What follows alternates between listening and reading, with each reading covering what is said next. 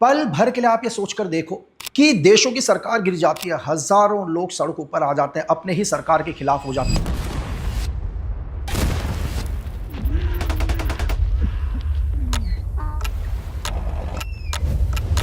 वही सच है जो आपको दिखाई देता है। क्या सच में ये लोग अपनी सरकार से इतने नाराज होते हैं कि पल भर में ताश के पत्ते की तरह अपनी सरकार को उखाड़ फेंकते हैं? या हजारों किलोमीटर दूर किसी देश के पास, किसी पावरफुल आदमी के पास इसका रिमोट है, वो सिर्फ बटन दबाता है और देशों की सरकार गिर जाती है। इसे समझने के लिए हम थोड़ा सा पीछे आएंगे 1990, जब यूएसएसआर क्या हुआ, टूट गया, यानी कि शीत युद्ध, कोल्ड वॉर खत्म हुआ। लेकिन अमेरिका समझ गया था कि किसी भी देश को अगर हराना है तो डायरेक्ट वॉर सही तरीका नहीं है। इससे क्या होता है, हजारों करोड़ों रुपए का नुकसान तो होता ही है, अपने सैनिक भी गंवाने पड़ते हैं, लोग आपकी सरकार से नाराज हो जाते हैं। अमेरिका को यह चीज समझ में आ गया था, लेकिन अमेरिका ने सोचा कि मुझे पूरी दुनिया को कंट्रोल करना है, लेकिन मैं कंट्रोल करूं कैसे? कुछ तो ऐसा करना पड़ेगा कि सारी दुनिया की डोर हमारे हाथ में है। तो उसने एक बहुत खतरनाक, एक ऐसा जहरीला हथियार बनाया जिसका नाम रखा कलर रेवोल्यूशन। अब ये कलर रेवोल्यूशन क्या है? देखने में तो एक बहुत आसान सा शब्द है कि रंग का परिवर्तन, लेकिन इसके पीछे एक शैतानी दिमाग है। क्या है कि आप किसी भी देश पर ना गोली चलाओगे, ना टैंक उतारोगे, ना उसके देश के खिलाफ कुछ बोलोगे, बस एक कलर रेवोल्यूशन शुरू करोगे और देश की सरकार ताश के पत्ते की तरफ पल भर में गिर जाएगी। ऐसा नहीं है कि जो कलर रेवोल्यूशन था ये अमेरिका के किसी brigadier, major general, lieutenant general या जनरल का प्लान था। ये शैतानी प्लान किसका था? ये शैतानी दिमाग था वहां के एक वैज्ञानिक जिनका नाम था जीन शार्प। इन्होंने एक किताब लिखी 1993 में। किताब क्या कहें, एक पूरा का पूरा ब्लूप्रिंट कि कैसे किसी देश के अंदर वहां के कुछ एक लोगों की मदद से पूरी सरकार को गिरा दो। अगर सरकार ही गिर जाएगी तो आपको युद्ध लड़ने की जरूरत ही नहीं है, आपको अपनी सेना भेजने की जरूरत नहीं है, आपको अपने टैंक उतारने की जरूरत नहीं है, आपको वो कुछ करने की जरूरत नहीं है जिससे पूरा विश्व आपसे नाराज हो जाए। तो सबसे पहले ये लोग क्या करते हैं, इनका जो कलर रेवोल्यूशन का है, ये करते हैं कि सबसे पहले किसी भी देश के अंदर समस्या को ढूंढते हैं।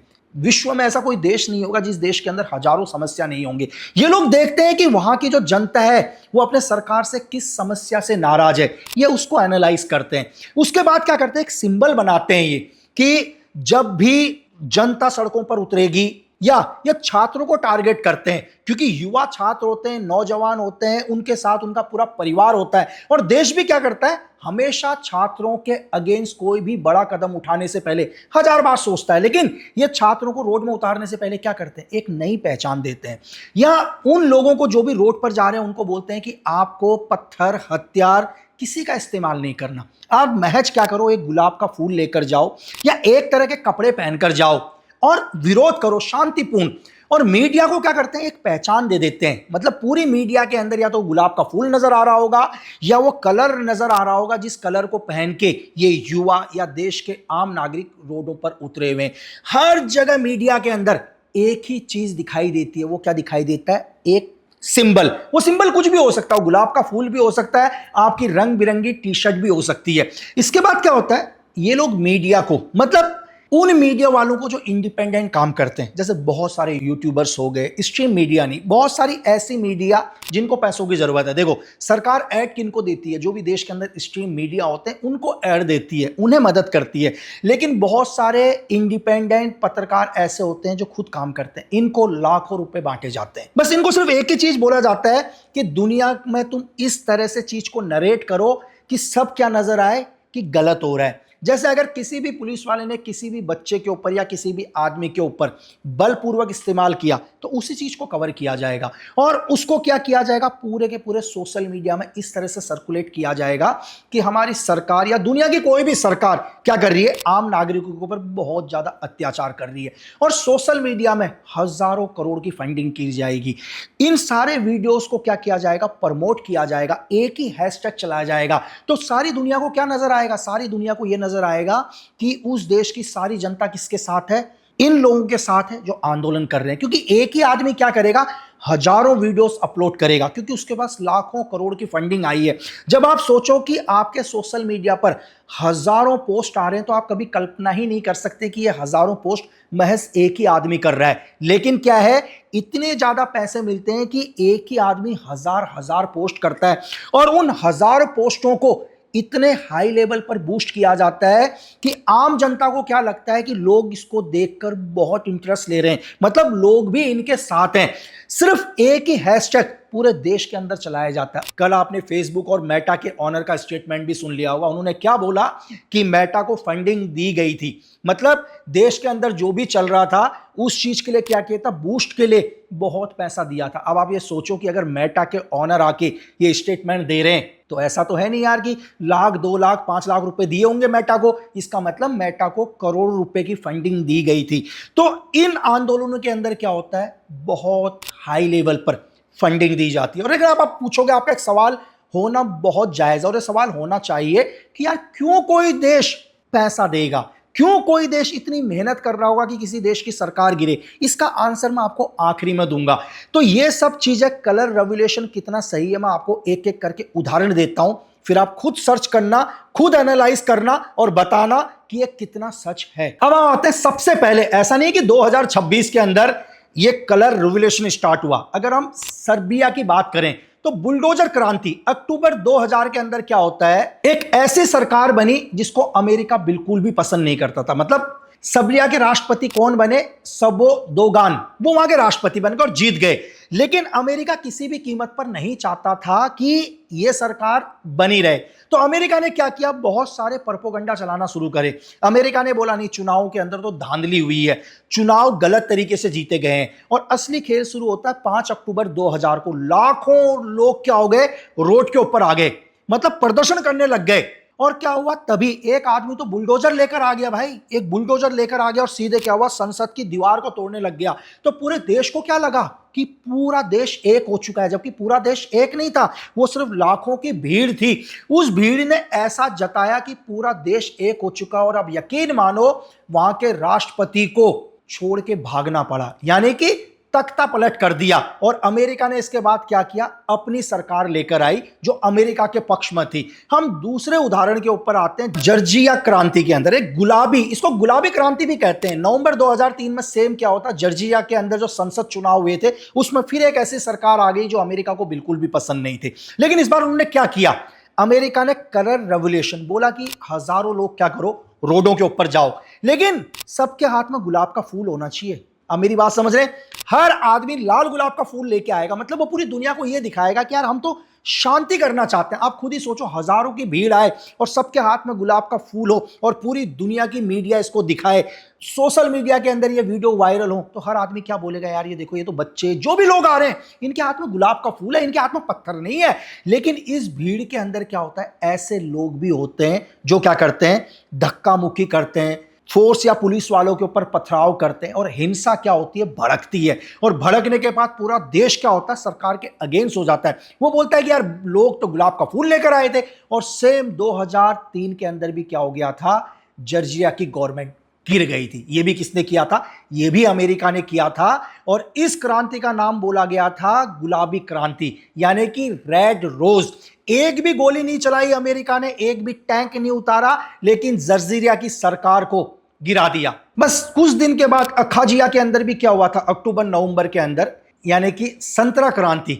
हजारों लोग रोडों के ऊपर उतरे और लोगों ने क्या किया, इस बार विपक्ष को गिराना था, सेम बिल्कुल शांति के तरीके, लेकिन सबने क्या किया, नारंगी कलर के कपड़े पहने और लाखों लोग आए। सेम 2004 के अंदर भी क्या हो गया, एक क्रांति आई और वहां भी सरकार को गिरा दिया गया। सेम एक साल के बाद 2005 के अंदर भी क्या हुआ, यूक्रेन के अंदर एक सरकार ऐसी आई, यानी कि वहां के राष्ट्रपति जो रशिया के सपोर्टर थे, मतलब उनका नाम था याकुकोविच, यानी कि वो रशिया के समर्थन थे, मतलब उनका झुकाव रशिया की तरफ था। सेम अमेरिका ने क्या किया, 22 नवंबर को क्या किया, सभी लोगों को बोला कि सेम ऑरेंज कलर के कपड़े पहनकर आओ, टी शर्ट ऑरेंज कलर की पहन लो, टोपी ऑरेंज कलर की पहन लो। ये भी किनसे इंस्पायर थे, जो पहले संतरा क्रांति हुई।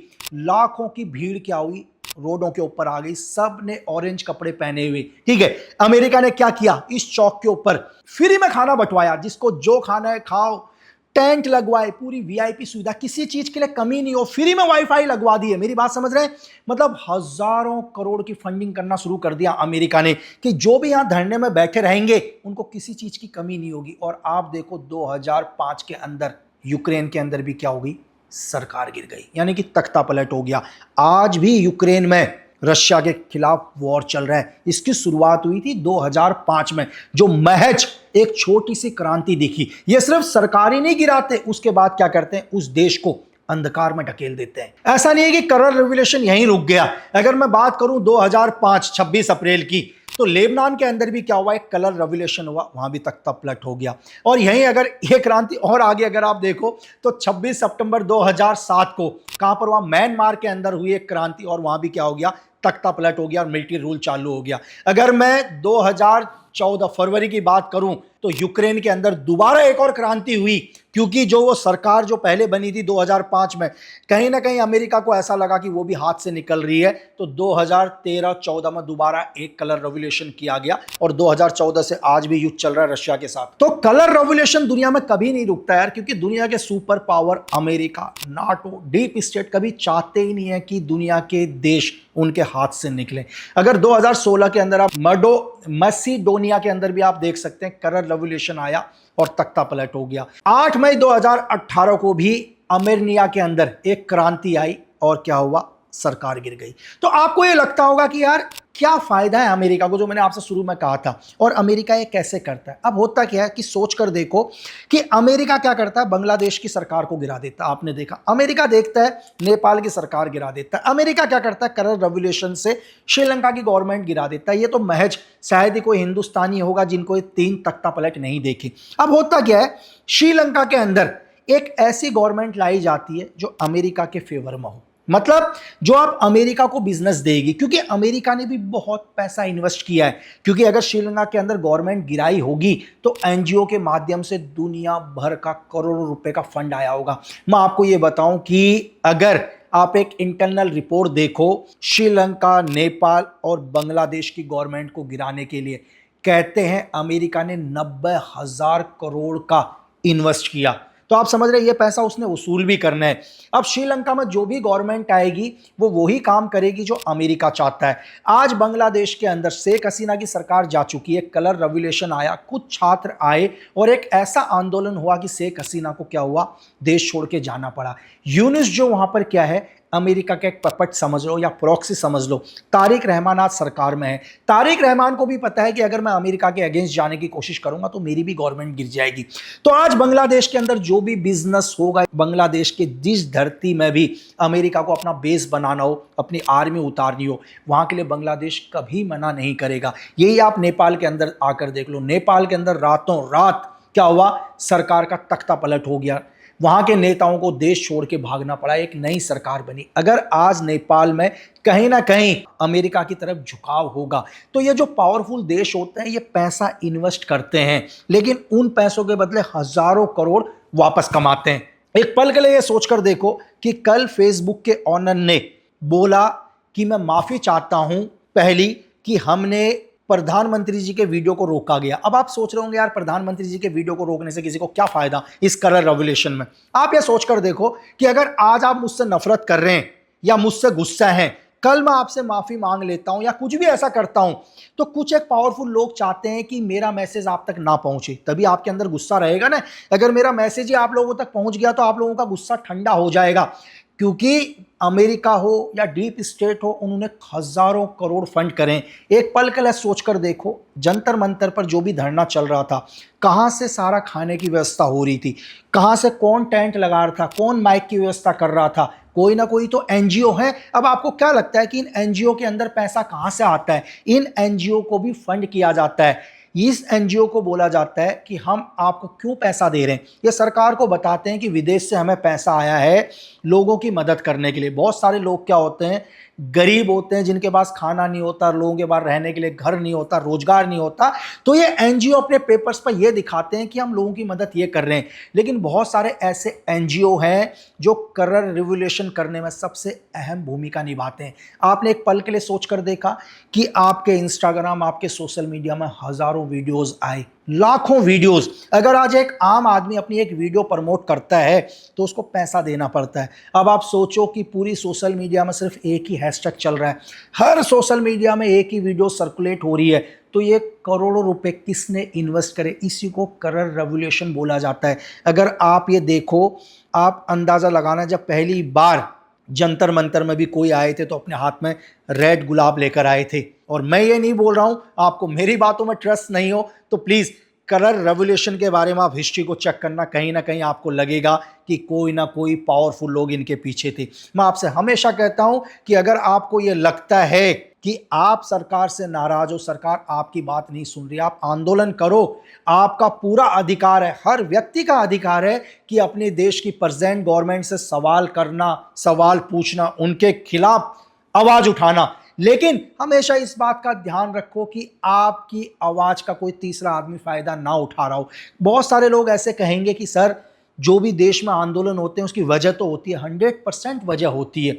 दुनिया का कोई भी आंदोलन, चाहे वो कलर रेवोल्यूशन हो या कुछ भी हो, बिना वजह के तो हो ही नहीं सकता। वजह तो होगी, कोई ना कोई वजह होगी, उस वजह के लिए लोग आगे आते हैं। तो होता क्या है, यही जो विदेश में बैठे हुए पावरफुल लोग हैं जो कलर रेवोल्यूशन करते हैं, वो क्या करते हैं, इस वजह का भी फायदा उठाते हैं, उन लोगों का भी फायदा उठाते हैं। मेरी बात समझ रहे हैं आप? कभी भी कोई भी क्रांति उठाकर देखना, उसका फर्स्ट स्टेप उठाकर देखना, सेकंड स्टेप उठा के देखना, थर्ड स्टेप उठा के देखना, आपको बहुत सारी चेंजेस मिलेंगी। आपको दिखाई देगा कि ये जो आंदोलन था ये तो वो आंदोलन रहा ही नहीं। जिस आंदोलन की पहली बार नींव रखी गई थी ये तो वो मांग है ही नहीं, मांग तो पूरी चेंज हो चुकी है। इस आंदोलन में जो लोग बैठे थे अब हमें वो नजर ही नहीं आ रहे हैं। क्यों? क्योंकि लोग तो सब चेंज हो चुके हैं। इसी को बोला जाता है कलर रेवोल्यूशन। तो मैं आपसे हमेशा कहता हूं कि हमेशा आप देश के साथ खड़े रहो, देश के हित में बात करो, क्योंकि हजारों किलोमीटर दूर बैठकर दुनिया के पावरफुल देश चाहते हैं कि आपका देश अंधकार में जाए। क्योंकि आज हिंदुस्तान विश्व का सबसे पावरफुल देश बनने जा रहा है, क्योंकि हमारी 56% जो युवा हैं, आप मेरी बात समझ रहे हैं, पूरे विश्व में 56% है हमारी युवाओं की। तो आप समझो कि हमारा देश कितना पावरफुल बनने जा रहा है। कल आप ही बच्चे इस देश का भविष्य हो, आप ही कल इस देश के प्रेसिडेंट बनोगे, प्राइम मिनिस्टर बनोगे, आप ही इस देश के थल सेना अध्यक्ष, वायुसेना अध्यक्ष और नौसेना अध्यक्ष बनोगे। तो हमेशा अपने देश के साथ खड़े रहो, क्योंकि दुनिया में देश प्रेम से बड़ा कोई धर्म नहीं।